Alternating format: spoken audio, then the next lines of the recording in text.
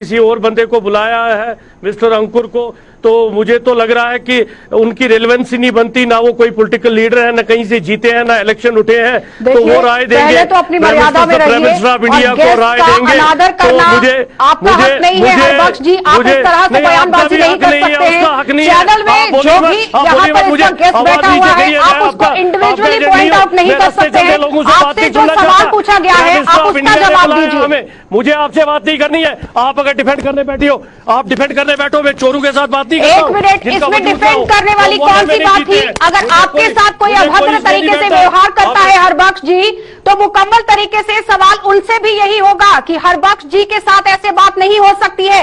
लेकिन आप इंडिविजुअली किसी को टारगेट नहीं कर सकते हैं। आप पार्टी के रिलेटेड बात कर सकते हैं, आप उनकी बात का जवाब दे सकते हैं, उनसे सवाल पूछ सकते हैं, लेकिन इस तरह से आप नहीं बोल सकते हैं। और अगर वो पहले ही हाँ कर देती तो शायद इतना बड़ा यहाँ माजरा नहीं होता। नहीं, ये आपको पूछ के थोड़ी हाँ करनी थी, आपसे थोड़ी बात करनी थी, कंसल्टेशन करनी थी, अपने लोगों से करनी थी। सवाल था, पॉलिटिकल अफेयर कमेटी हमारी है जी, यही आपसे जानना चाहते हैं। आप कभी कहते हैं कि बिल्कुल भी ना नहीं की गई, अब आप कह रहे हैं कि हमें पूछकर नहीं बताना था। नहीं, कंसल्टेशन तो नहीं, ना तो देखो मेरी बात सुनिए, बोला गया ये बताइए। तो अपने लोगों से कंसल्टेशन हुई, अपनी पैक कमेटी से कंसल्टेशन हुई, महबूबा जी के साथ बात हुई, हमारे लोगों की बात हुई, पॉलिटिकल अफेयर कमेटी की बात हुई, फिर पीजीडीए की बात हुई। जिन्हें यहाँ पर पॉलिटिकल फ्रंट बताया गया है हुर्रियत का, हुर्रियत से ही बातचीत करनी थी, कहीं ऐसा तो नहीं है? वो आप बता सकते हैं, क्योंकि आपके ज्यादा लिंक होंगे हुर्रियत के साथ। हो सकता है जेल में आपके लिंक हो, आपको पता हो हुर्रियत से बात होती है। कुछ पता ही नहीं है, हमारी तो कभी बात नहीं हुई, कुछ नहीं पता।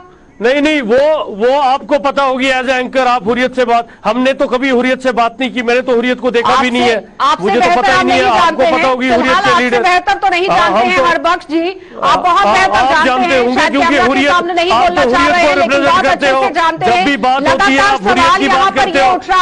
इतनी बड़ी बात उठ रही है, हुर्रियत का जम्मू कश्मीर केंद्र शासित प्रदेश आम जनता भी जानती है, जम्मू कश्मीर की जनता जानती है कि आखिर हुर्रियत को कौन रिप्रेजेंटेटिव है यहाँ पर, कौन रिप्रेजेंट कर रहा है, ये बहुत अच्छे से जानता है। फिर आपको प्राइम मिनिस्टर साहब से बात करनी चाहिए। और सबसे बड़ा सवाल यहाँ पर आपसे ये है, ये बताइए, हमें आपकी सर्टिफिकेट की जरूरत नहीं है। वहाँ पर पहुंची है, वो कौन सा एजेंडा है, जरा बताइए जरा कौन सा एजेंडा है वो? मुझे आपको एजेंडा बताने की जरूरत नहीं है।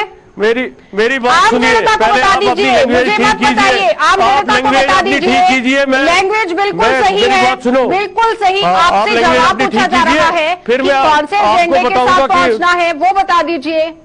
हमारा आपका कुछ देर में पूरा एजेंडा क्लियर हो जाएगा, मीटिंग का एजेंडा भी क्लियर हो जाएगा। आप जो लोग नहीं बुलाए गए हैं, जो लोग नामनेहाद लीडर थे उनको बौखलाटे हैं, वो रोडों पे खड़े हैं, तो वो तो यही बात बताएंगे।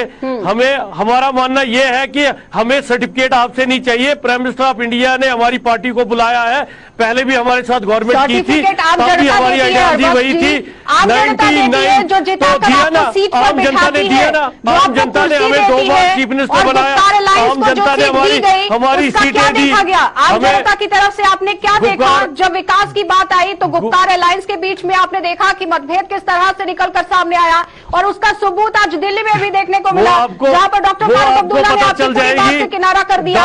अभिजीत जी, इस बात पर आप अपनी प्रतिक्रिया देना चाहेंगे? जिस तरह से हुर्रियत को लेकर इन्होंने बातचीत कह दी है कि हुर्रियत के यहाँ किस तरह से लिंक जो है वो देखे जा रहे हैं। रविंद्र शर्मा।